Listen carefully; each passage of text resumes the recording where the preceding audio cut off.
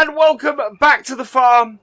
Today, yeah, you can see what we're doing here. So I have been out spreading some lime. We need to get our fields covered. We need to do this before we start ploughing in our new crops. I've also had an idea, and this is part of the reason why I'm starting out here today, because I wanted to show you guys something. So we've got two fields here. We've got this one here and this one here. And to be perfectly honest, I think we can get a little bit more out of our farm because we've got this big stretch of grass between these two. So I think I'm going to get the plough out. Once we've got this job done, I'm going to get the plough out and just plough between these two fields. Because it's, yeah, it's a lot of wasted space. But before we do that, I've got a job to finish. And you guys might see what we're going to be using for this. In the background over here, or in the foreground over here. So this is something we hire. We hire it every couple of years. Just to top up our soil with the lime. And this is a Terragator Terra Shift. And it is yeah, fantastic piece of kit for this. Now these are modular pieces of kit, but we hire it with the lime spreader on it. It actually will do solid fertilizer as well, this. Yeah, we hire this as well. It takes about 22,000 litres of lime. It means that we have to fill up from our lime silo, well, not very often. So, yeah, it's a really good piece of kit from that point of view. So, yeah, let's, we've still got two fields to do. We've got our far field over there, and we've got our field that had corn in it. So we're going to jump in, and we're going to get back to the job. There we go. So we'll start her up. Right.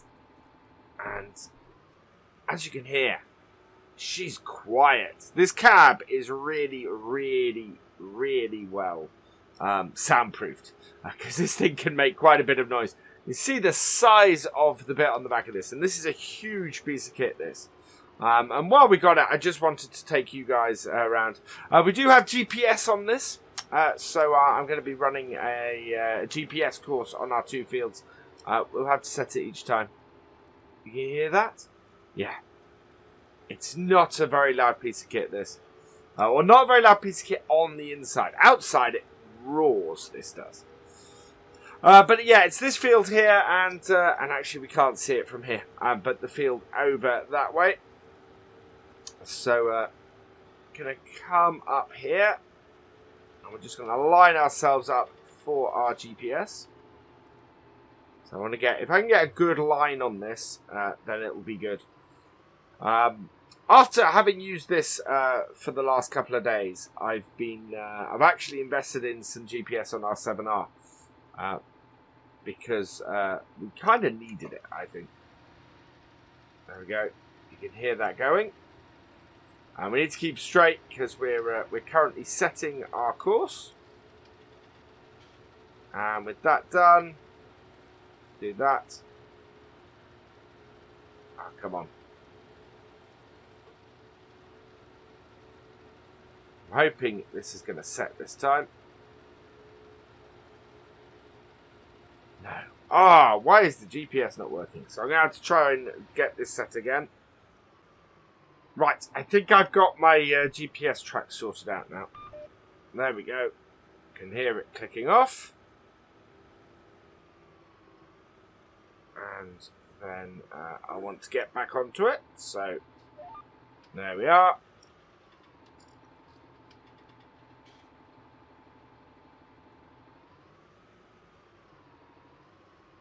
And away we go again.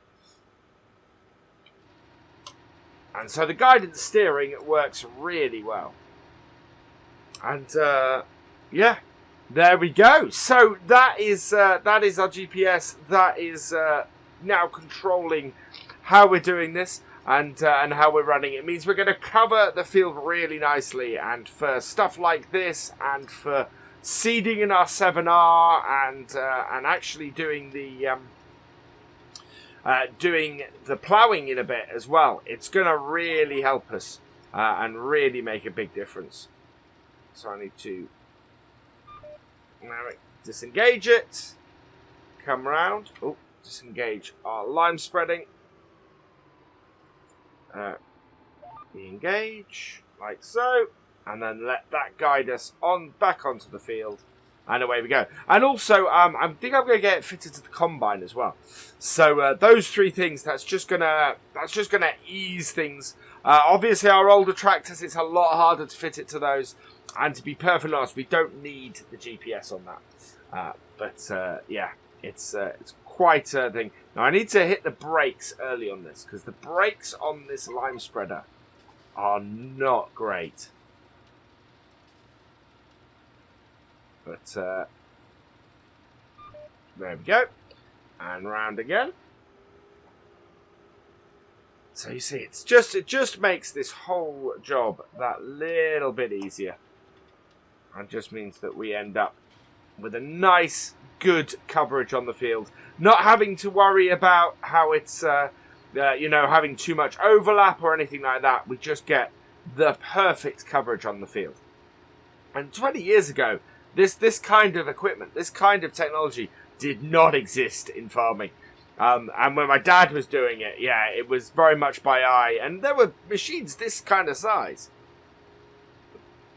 But it's a very different thing. And it will warn you when it's coming to the end of the field as well. So disengage. Now you can get it to auto steer you around as well. And disconnect the spreader as well. There's all sorts of functions that you can do with GPS and this kind of thing. And you also set it to miss rows. You know, it's a really amazing piece of kit. Modern day guidance steering, and it's something because we've historically had older tractors on the farm. We've not had it. We've not used it. You can see here though that the use of it just sells itself. It is fairly expensive, which is why we are limiting it as to exactly what equipment we have. And I have to admit, when I went to hire this, I did specifically ask for one of these with GPS on it, because it was one of those things where I knew we were going to be investing it on the farm ourselves. And as a result, I wanted to give it a try out on something. We have since had our 7R fitted, as I said. That's gone down to the shop. The combine won't be fitted this year. We'll fit the combine before next harvest.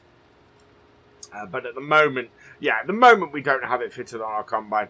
I think looking at this and looking at how useful this is and how much we're looking to expand the fields, based on what I was saying earlier. There we go. That is it's going to be a must. Right, so we're going to have to realign our GPS again. We'll go across the grass field here. And we've basically done all of our other fields on the farm. I may have to try and do the bit between the two fields after it's ploughed, but I don't really want to, and I don't know whether we'll have this piece of kit at that point. So, we will set this up again. Hopefully. That will do it. We want to drive straight across the field. So this is the thing. We set it up on our first run, and hopefully by the end of our first run. Nope, that is still our old course. Right, so I'm going to stop spreading that, and I'm going to go and get this set up again. Right, I've got it set up and got it doing. It's one of those things where it can be quite fiddly, especially when it's the first couple of times you're using it. I'm happy it's working well now. We're going to come up to the edge of the field here. There we go. Turn that off. Disconnect. These things, the other great thing about these is these are so maneuverable. Massively maneuverable piece of kit. This just means that we are in, we can turn in really small spaces with this. As I said, it is something that we hire, and we hire every couple of years.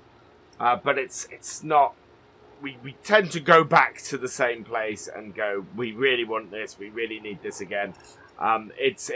The size of the tank on these things tend to mean that we don't run out. Having said that, yeah, I think we've run out. Now that was timing. Where's the ladder? Is there a ladder on this? No, we'll have to go. We'll have to head out back to the silo, I think. Yeah, I can't get up on the side and have a look. I think we're empty. I think we've run out. So we'll head back to the shed. We'll head back to the silo and go and fill back up. Which is fine. That will all work well. Back in our yard and round to our silos, and we keep these silos fairly well stocked. To be honest, they are really easy to do. Rather than dealing with big bags and things like that, we tend to keep them well stocked. So we'll just go and open this up. There we go, and that'll start flowing in a minute. Yeah, I think I can hear it coming out now. There it is. So that will fill this up. It'll take a little while. Let's see if we can actually. Yeah, there we go. Whoop. There we are. Going in nicely. We were quite empty. So we'll get this filled up and we'll head back up the field. So I've about half filled our tank. We're not going to need much more than that. Well, I don't think we'll need any more than that, to be honest. We've only got about 2 or 3 more runs across this field. So obviously we don't want to be having to unload a massive amount of stuff from here. We'll go back on our GPS course. As you can see, you don't want to be too far off it in the first place. And as we come back, we'll just activate this, and away we go again. So yeah, really, really easy. Great piece of kit, this. Not something we use on a massively regular basis. So therefore, we don't, as I said, we don't tend to keep it. We tend to hire this when we need it. And this will keep us going for 2 to 3 harvests. Will be great. I think everything needs a plow this year. Because we're merging those 2 fields. I think the only one that didn't is the one that's in the middle there. And as we're merging those 2 fields, and as we've done everything with lime this year, while we've got this, we've got to plough it in really. There we go. So 1 more run, and as you can see, we've got actually our hay is nicely going as well. Right, and start that off, and away we go again. So last row on this, and then what we're going to do is we are going to go and get our plough out today. We're going to go and sort out that field, get those 2 merged, and then yeah, then we'll get the GPS running on the 7R and get the whole thing going fully. So yeah, we'll be getting everything ploughed over the next few days. But I just wanted to I want to show you guys our plough as well, because our plough is something. Certainly, when I was living in the UK, it's rather an oddity in comparison to that. It's reversible, but in a way that is different to any plough that certainly I ever saw before I came back out to the States. And yeah, it's quite an interesting piece of kit, I think. Right, so I'm going to park this over here near the house. It's going to get picked up in the not too distant future, so I don't want to do too much. Let's just jump on the top. How full is... Okay, there's a little bit left in that. So we're going to have to get this unloaded again before we can send it back. And we need to get it washed out and everything as well. So I'm going to leave that there for now. And we'll head over here and we'll grab our plow, which is already attached to our 7R.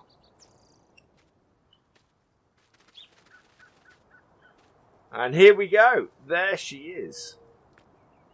It's a 995. It's a John Deere 995 plow.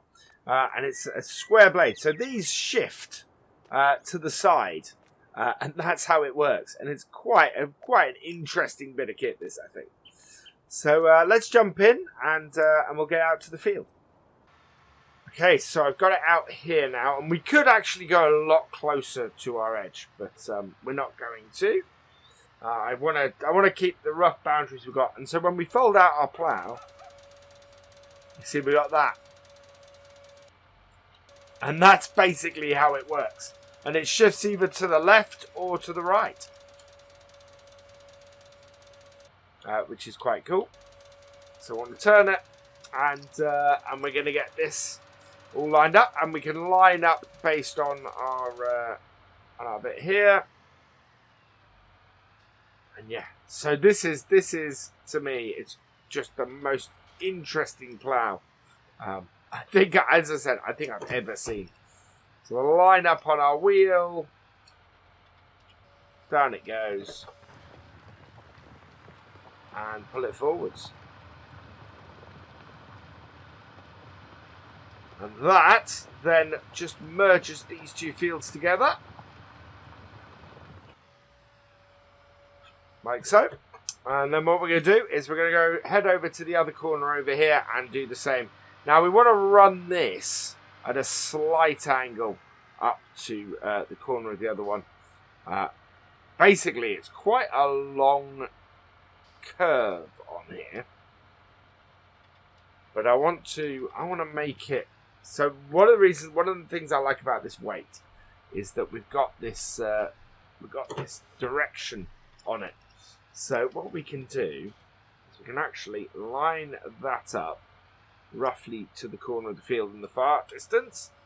Drop this down and you can see actually our plough is not right in the corner. Right, there we go. And then what we'll do is we'll sort of pull ourselves across here. And this should give us a nice good straight line across here, which will mean our field shouldn't be too difficult. We want to be careful because we've got quite a steep gradient here down towards the river, so always need to be quite careful of that. Yeah, it's all good. As you can see, our 7R is more than capable of pulling this, even if it is just a little bit struggly through this unploughed ground. But that basically merges our two fields at this point. And what I can then do is I can... right, we want to be a little bit off to the side here, really, to get this. There we go. And watch it into the corner. Right, like that. And lift. And that should do it. That should do us very nicely. Like so. So what I can do now is I can take this and now that we're in a position where we can do these two fields and merge these two fields, that's what I'm going to do. I'm going to take this and get it doing that. Wheel always into the field is the plan, or is how I should do it. Yeah, so there we go. So it's going to be very much this is what we're doing. We're getting things ploughed. I should think next time we'll be doing a bit of ploughing, simply because there's a lot of ploughing to be doing, and we're going to be in a position where we've got a lot to get through on here, and a lot to get finished. It's going to be yeah, it's an exciting time. We're starting up our next season's worth of crops and things, and getting the ground ready for that. However, I think this is pretty much what I wanted to cover today with you guys. in this vlog. So I'm going to leave you here while I continue on with this ploughing. So all that remains is for me to say thank you for watching. I hope you have enjoyed this vlog. Please give it a like, drop us a comment, and give it a share. And for all the latest videos from the farm, please subscribe to the channel and ring that bell. And I will see you next time. Goodbye.